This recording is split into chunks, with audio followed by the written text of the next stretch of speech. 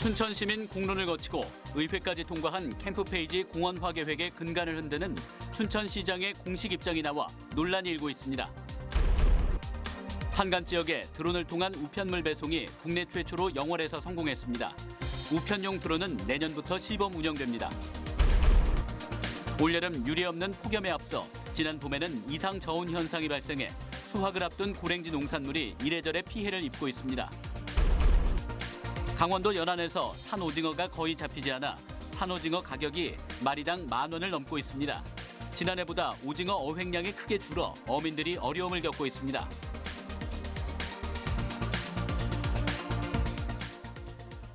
시청자 여러분 안녕하십니까?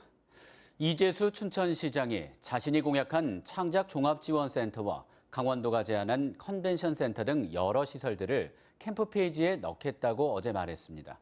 시민 여론을 수렴해 의회까지 통과한 캠프페이지 공원화 계획의 근간을 흔드는 것이라는 논란을 낳고 있습니다. 강화길 기자가 취재했습니다. 강원도와 춘천시가 연 비전 토론회. 이재수 춘천시장은 여러 시설들을 캠프페이지에 넣을 생각이라고 말합니다. 컨벤션과 그다음에 이 통일센터와 종합지원센터 이렇게 캠페이지 안에 위치지으면 좋겠다는 생각을 갖고 있습니다. 이 발언은 캠프페이지를 시장 생각대로 개발하겠다는 뜻으로 해석될 수 있는 대목입니다. 이런 중요한 문제를 춘천시에서는 사전에 논의도 하지 않았던 것으로 보입니다. 사전에 그 논의가 있었는지 아니면 시장님이 즉흥적으로 얘기하신 건지. 그거는 제가 지금 말씀을 드릴 수 있는 부분은 아니고요. 이는 시민의 의사가 먼저라고 강조해온 이 시장의 평소 지론과도 완전히 배치됩니다. 5천만 원을 들여 캠프페이지 상상력 공모전까지 진행하며 시민 의견을 수렴하겠다는 자체 계획에도 찬물을 끼얹는 겁니다. 이 시장의 이런 발언이 시민들의 상상력을 통제하는 일종의 가이드라인처럼 비춰지기 때문입니다. 반세기 만에 춘천시의 풍으로 돌아온 캠프페이지의 난개발을 막기 위해서 시민들이 선택한 안은 복합공원이었습니다. 지난 2011년부터 수차례 토론회와 공청회, 이용자 인식조사, 설명회까지 거쳐 올해 확정한 춘천시민 여론의 결과였습니다. 이런 부분을 시장이나 도지사가 바뀌었다고 해서 일방적으로 무시하고 어떤 시설이나 어떤 개발을 얘기하는 부분은 그동안의 시민들의 논의를 무시하는 것으로 이 문제가 굉장히 크다고 볼 수 있습니다. 이런데도 수천억 원이 드는 대규모 시설들을 캠프페이지에다 짓겠다는 것은 시민의 뜻인 공원화를 무력화시키는 것으로 반발이 예상됩니다. 더욱이 최근 강원도청을 비롯한 몇몇 공공기관들의 신축 이전설과도 맞물려 춘천시가 캠프페이지의 난개발을 부추기는 것 아니냐는 논란을 사고 있습니다. MBC 뉴스 강화길입니다. 산간 지역에 드론을 통한 우편물 배송이 국내 최초로 성공했습니다. 우편용 드론은 내년부터 시범 운영되고 4년 뒤부터는 전국에 상용화될 예정입니다. 황구선 기자입니다. 집배원이 5kg 무게의 우편물을 드론에 싣습니다. 곧바로 8갈래 프로펠러의 동력으로 상공 150m까지 오른 우편 배달용 드론은 배송지를 향해 날아갑니다. 목적지는 해발 780m 산 정상에 있는 천문대. 순풍을 타고 2km가 넘는 거리를 7분 만에 도달했습니다. 평소 집배원이 차량을 이용하면 30분 이상 걸렸을 거리입니다. 산간을 오지가 많습니다. 그래서 이제 집배원들이 직접 배달을 하게 되면 시간도 많이 걸리고 몸에 무리도 많이 가는데 산간 지역에 드론을 활용한 우편물 배송이 국내 최초로 성공했습니다. 지난해 섬 지역 드론을 활용한 우편 배송을 시험한 지 9개월 만입니다. 지금 눈이 오나 비가 오나 집배원들은 모든 국민들께 택배 배달 서비스를 합니다. 그렇지만 최근에 여러 가지 과로사나 이런 부분이 있어가지고 좀 더 효율적으로 우편용 드론은 관제 차량을 통해 실시간 모니터링할 수 있고 자동 원격 조종으로 운영됩니다. 최대 10kg 우편물을 싣고 20km 거리를 40분 동안 비행할 수 있습니다. 우정당국은 우선 6대의 드론을 도입해 시범 운영에 나설 계획입니다. 우편물 드론 배송은 산간 지역인 영월, 도서 지역인 전남 고흥 지역을 중심으로 내년부터 시범 운영되며 오는 2022년에는 전국에 상용화될 예정입니다. MBC 뉴스 황구선입니다. 올여름 유례 없는 폭염에 앞서 지난 봄에는 이상 저온 현상이 발생하기도 했는데요. 종잡을 수 없는 날씨 탓에 수확을 앞둔 고랭지 농산물이 이래저래 피해를 입고 있습니다. 보도에 조성식 기자입니다. 해발 700m에 위치한 고랭지 배추밭. 폭염에 잎은 검게 타들어가고 속은 제대로 자라지 못해 텅 비었습니다. 배추가 녹아내리는 일명 꿀통이 만들어졌으며 물러 썩어가는 물음병까지 번졌습니다. 멀쩡한 것이 없다 보니 출하를 포기한 농가가 속출하고 있습니다. 얼마 전에 이곳 대관령에도 30mm 이상의 소나기가 내렸지만 이미 폭염 피해를 입은 배추를 살리기에는 역부족이었습니다. 밤새도록 지금 낮이고 밤이고 계속 물을 줘야 되고 아니면 이렇게 물가가 없는 밭들은 통으로 계속 실어 날랐거든요. 다른 밭들은 서로 엄청 힘들죠. 출하를 앞둔 고랭지무는 반대로 저온 피해가 나타나고 있습니다.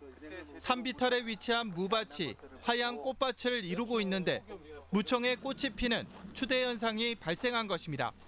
무꽃이 피면 생육이 저하되거나 멈추고 상품 가치가 떨어져 팔기도 힘든 실정입니다.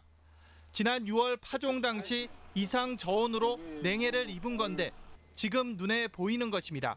특히 올해 같은 경우 2018년도는 하여튼 최악입니다. 점점 더 이런 기상 조건이 안 좋다고 이렇게 하니까 대관령에서 농사 짓는 것도 조금 좀 생각을 좀 한번 해봐야 될 것 같습니다.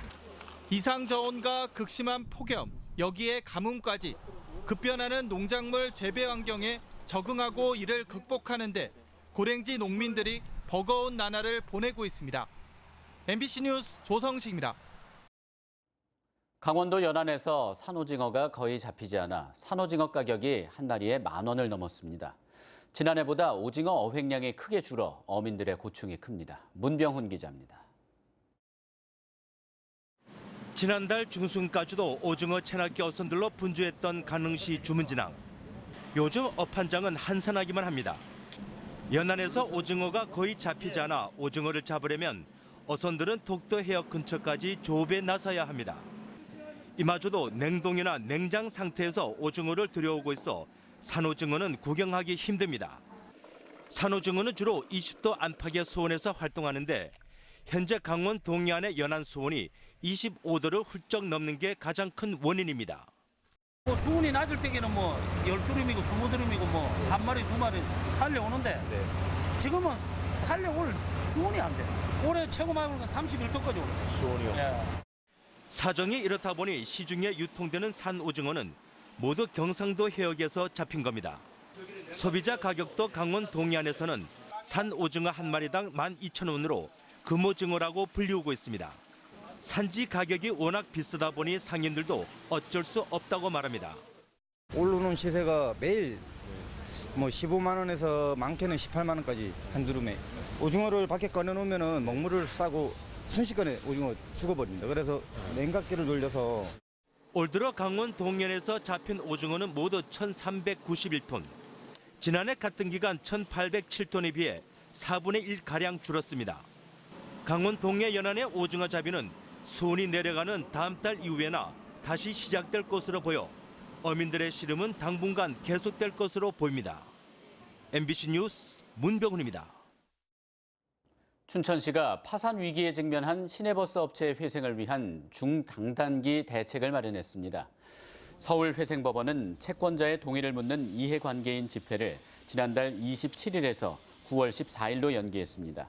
이에 따라 춘천시는 차고지 매각을 알선하고 시내버스 운행 방법 전환을 개편할 계획입니다. 특히 노선을 시내 중심으로 운영하고 적자를 가중시키는 외곽 노선에는 마을버스를 투입하는 방안을 연구하고 있습니다. 정부의 대입 개편안 발표를 앞두고 민병희 강원도 교육감이 정시 모집이 30% 이상 확대되고 수능 상대평가가 유지되면 학교 현장은 수능에 대비한 문제풀이식 수업이 다시 시작될 수밖에 없다며 우려를 나타냈습니다. 민 교육감은 오늘 기자간담회에서 정시 모집이 확대되고 수능 상대 평가가 유지되면 문재인 대통령이 약속한 고교 학점제나 혁신교육 확대도 제동이 걸릴 것이라며 교육부의 결단을 촉구했습니다. 춘천시는 폭염이 장기화되자 취약계층 홀몸 어르신들을 위해 경로당을 24시간 개방하기로 했습니다. 24시간 개방을 원하는 경로당에 한해서 오는 31일까지 운영하고 이후에는 탄력적으로 대응하기로 했습니다. 강원도가 민선 7기 정책 결정을 지원할 특별보좌관 10명을 오는 9일자로 임명했습니다. 정무특별보좌관은 구자열 전 강원도 의원, 문화체육특별보좌관은 김주환 전 올림픽 특보, 시민노동특별보좌관은 김종수 전 민주노총 강원본부장이 선임되는 등 10명이 임명됐습니다. 특히 일자리와 경제, 올림픽과 관광문화 등 5대 강원 중심 시대 실현을 위해 청년, 문화체육, 시민노동특보 등이 신설됐습니다. 도로 위에 뿌리가 썩은 나무가 쓰러져 큰 교통 혼잡을 빚었습니다. 오늘 오전 10시쯤 춘천시 후평동의 한 도로 위로 인도 옆 야산에 있던 길이 10m가량의 나무가 쓰러졌습니다. 다행히 인명피해는 없었지만 나무가 도로의 2개 차선을 막아 차량 통행이 1시간 20분 동안 일부 통제돼 이곳을 지나는 운전자들이 큰 불편을 겪었습니다. 강원도 선거관리위원회는 지난 6.13 지방선거에서 자신의 선거 사무원들에게 법정 수당과 실비 외에 현금을 추가로 지급한 혐의로 기초의원 선거 낙선자 A씨를 검찰에 고발했습니다. 선관위에 따르면 A씨는 지방선거가 끝난 지난 6월 15일 자신의 선거 사무원으로 활동한 5명에게 선거운동에 대한 고마움을 표하기 위해 법에서 정한 수당과 실비 외에 1인당 40만 원에서 60만 원씩 모두 240만 원의 현금을 계좌 이체한 혐의를 받고 있습니다. 이상으로 뉴스데스크 강원을 마칩니다. 함께해 주신 여러분 고맙습니다.